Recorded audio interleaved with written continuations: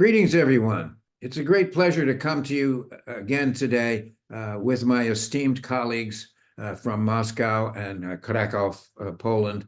And we're here to discuss the landmark paper about the Caprini score set points in various populations. And with us today, we have Kiri Lobostov, who's an associate professor of surgery at the Pirogov Russian National Research Medical University. And again, a very important task he has as a scientific director of the Thrombosis School Educational Project. Very interested in the Caprini score, as you know, for years, made many positive contributions, and has a heavy interest in VTE awareness, thrombosis prophylaxis, and treatment.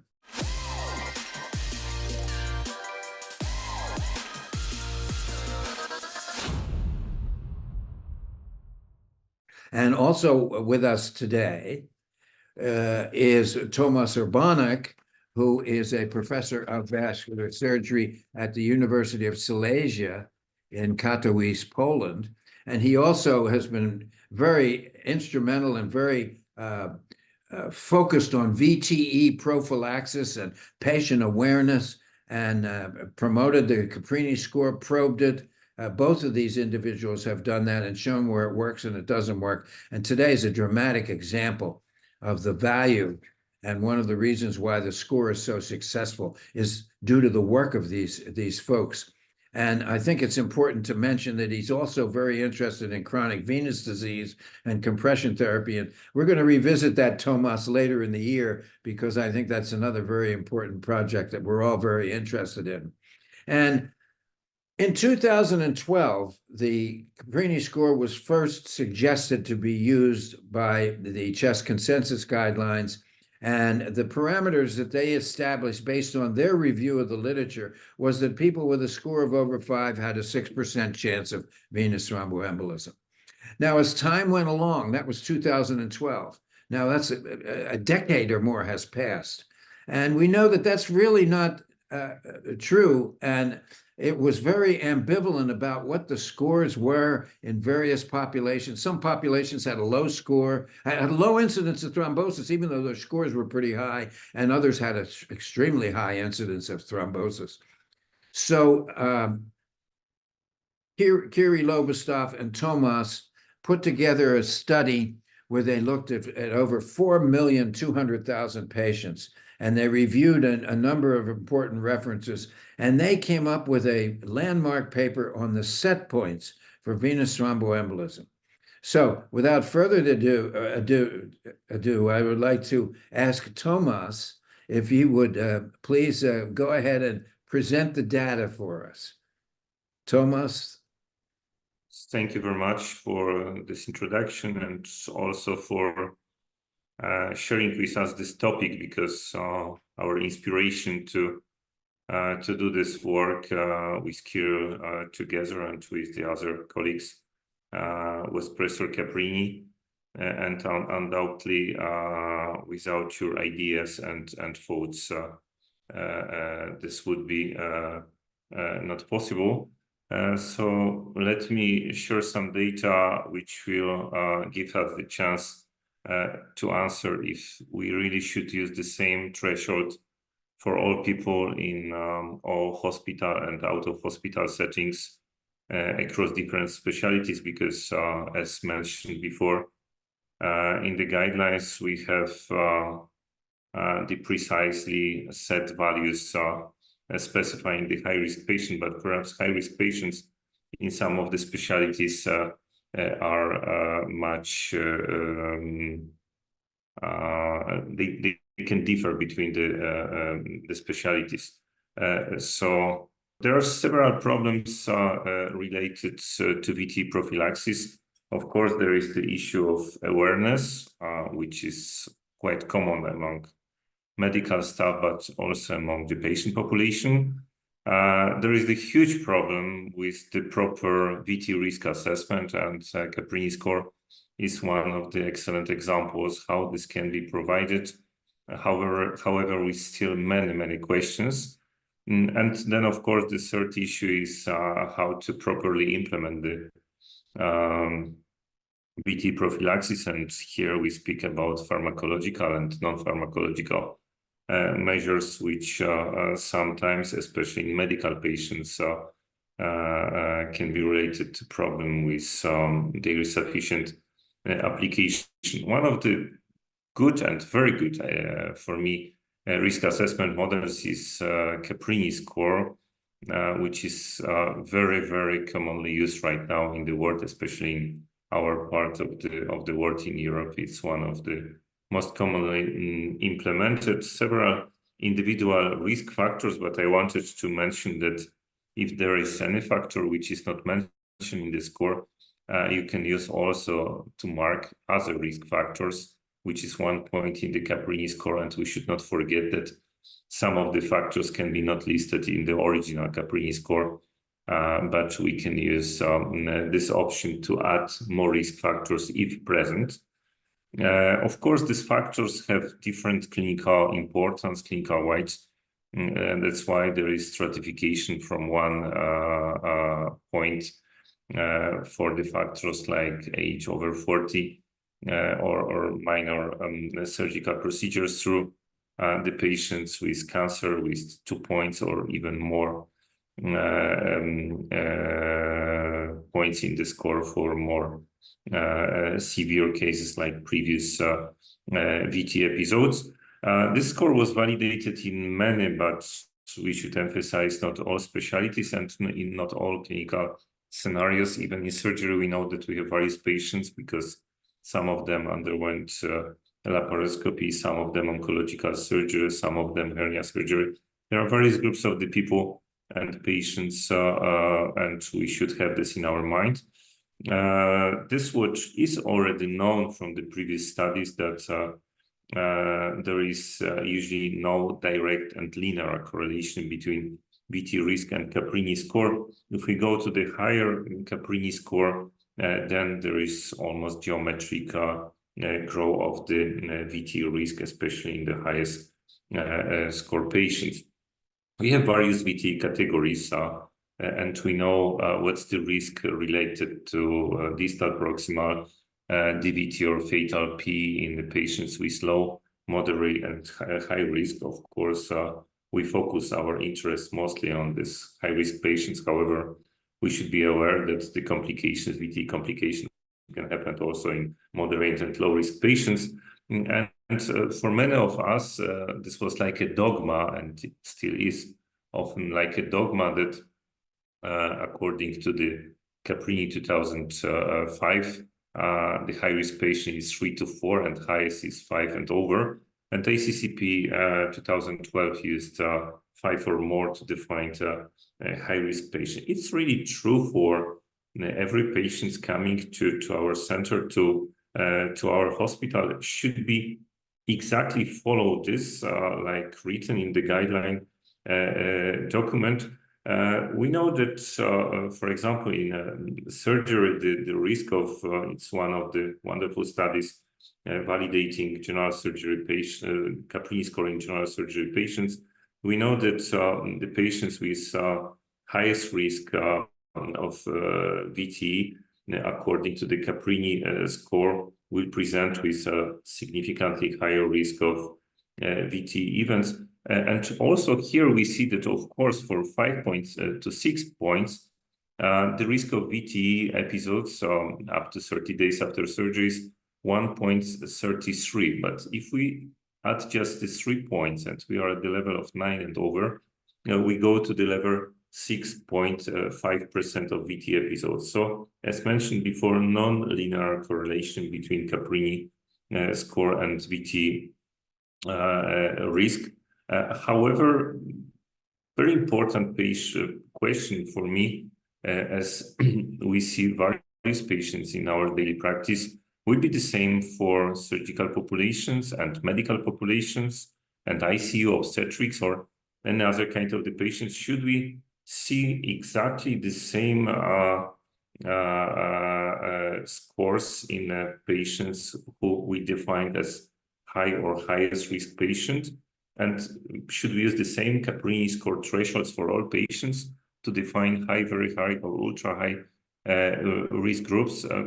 perhaps the answer is not simple, but perhaps you will find the answer in the paper which was published in Annals of Surgery 2023 with the first author Kirill Lobastov and then the group of excellent experts and of course Joe Caprini, who was the spiritus movens of all this work for our group.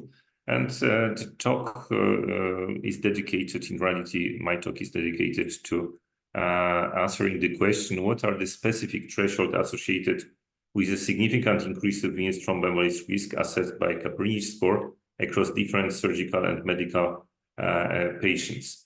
Not going too much deeply into the details of the study, we overviewed the literature up to 1st of March 2022, looking for full text English language papers which are focused on the Caprini score and reported the incidence and risk of VTE and the papers related to medical and surgical patients populations.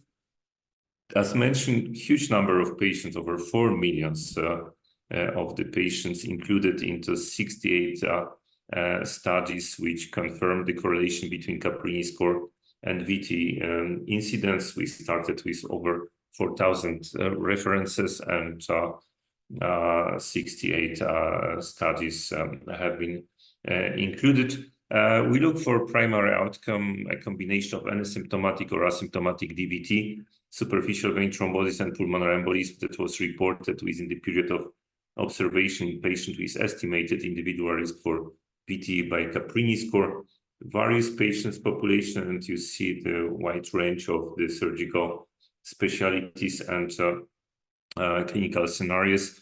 2 randomized controlled trials, 11 case control studies, 6 cohort studies. We of course did the quality assessment, and here are the results which can be, at least for some of you, surprising, but I think that this opens new discussion about defining the high-risk patients in individual specialties, because as you see here, for example, for mixed hospital patients, surgical and medical patients, it's not 5 as was stated by ACCP 2011, but it seems that the high-risk patients are patients with 9 and over in the background of hospital prophylaxis.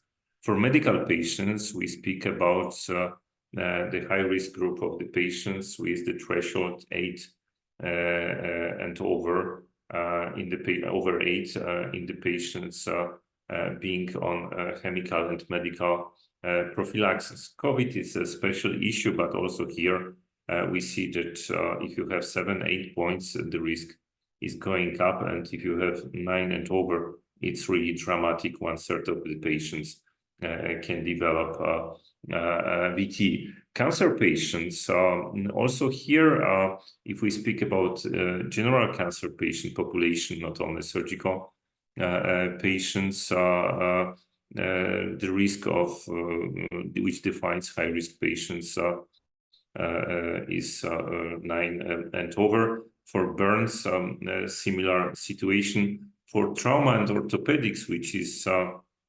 the specialty related with in the normal settings with the high risk of VT. Here, of course, we have the significant number of VT episodes, even in the patients with the Caprini threshold of 5 to 6.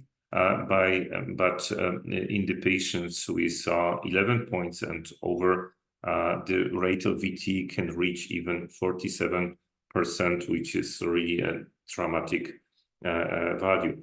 Urology and gynecology, in most of the studies, there was the minimal invasive surgery or endoscopic and urological surgery. That's why here the VT rates are a little bit lower. Few studies which are renal cancer and bladder cancer, which are related to the highest risk of thromboembolic complications.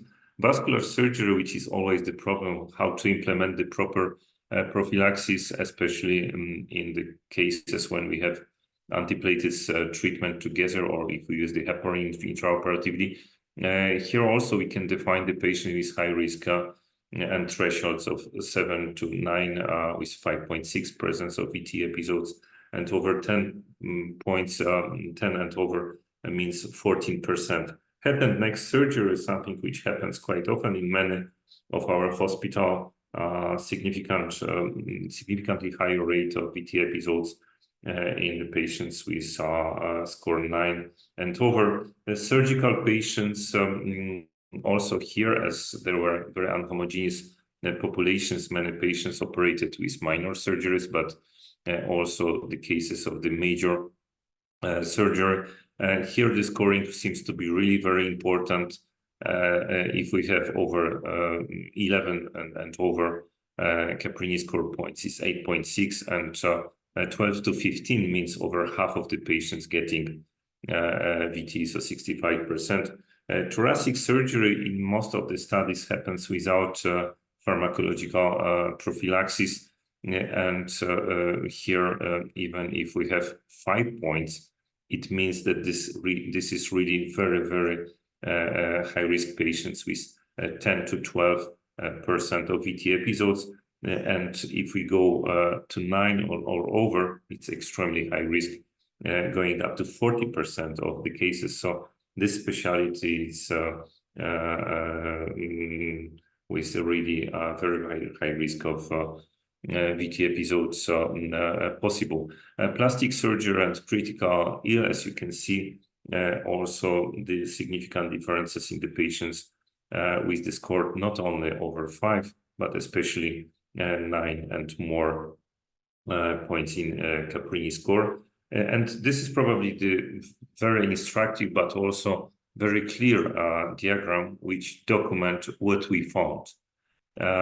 In many of the patients, of course, the risk of the VT at the level of 5 or 6 is significant.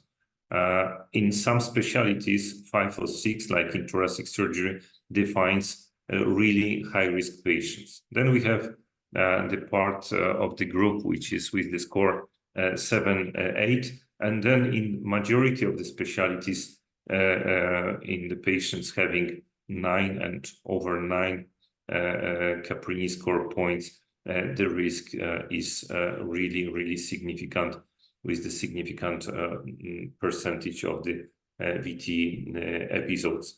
Of course, this is not only the type of the specialty, but type of VT prophylaxis, type of surgery. There is no time to go more into details, because this studies differs between the study populations and specialties. And of course, the time of observation in some studies during the hospitalization, in some studies up to 30 days.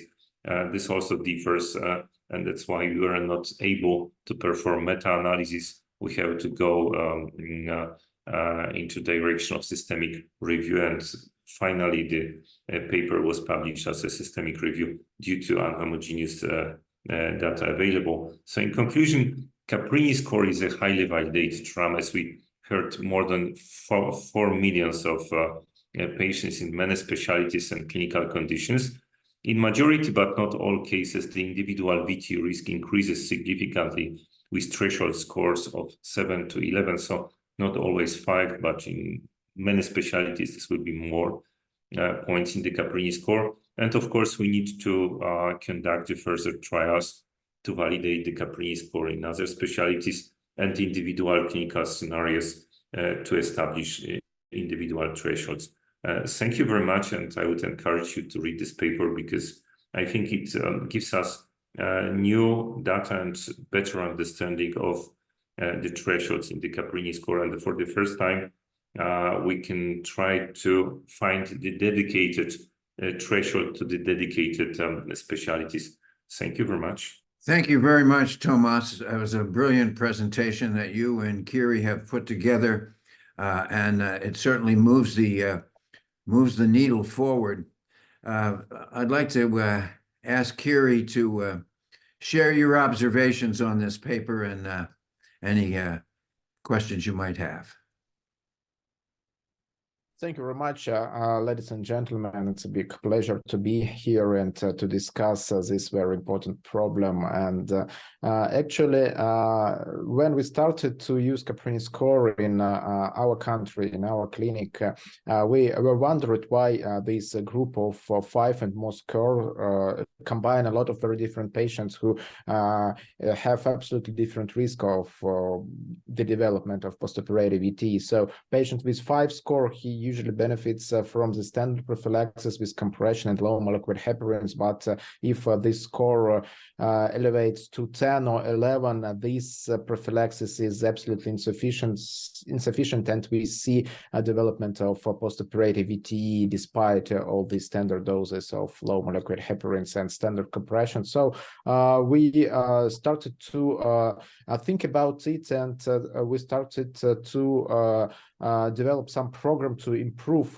this situation, how to prevent these life-threatening complications in rarely very severe patients who have a lot of risk factors and who have a lot of Caprini score. And the advantage of Caprini score is that the standard, well-known and well-accepted version of 2005, as we saw in our systematic review, it works well absolutely in most specialties where it was validated. But however, there is some limitations and some problems in validation in different specialties. And what we found out, why in some studies there is no good correlation, is not shown. It's that again, because of the use of not standard thresholds. So in some studies, people try to combine patients with absolutely different scores in the one group, and of course they see big group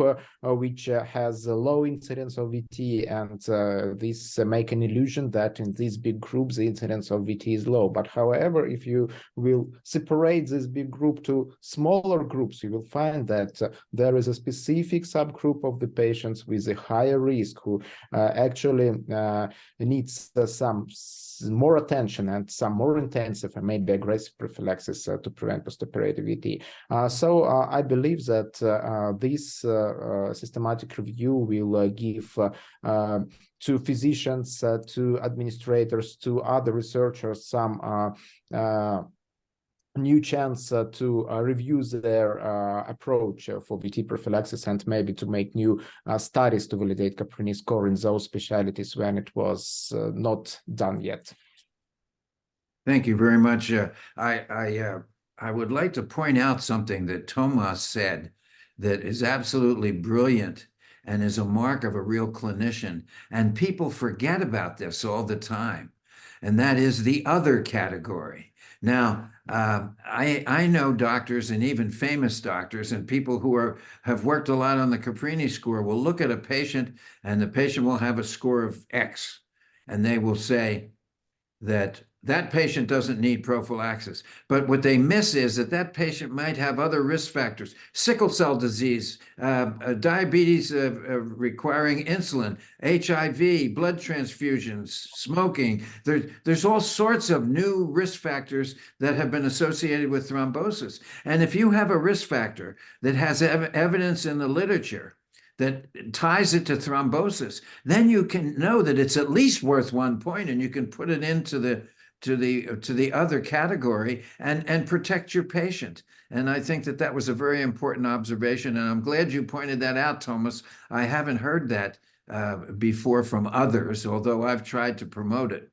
And the other thing that is not often talked about, and you both have talked about this, is the dynamic nature of how you have to update the score.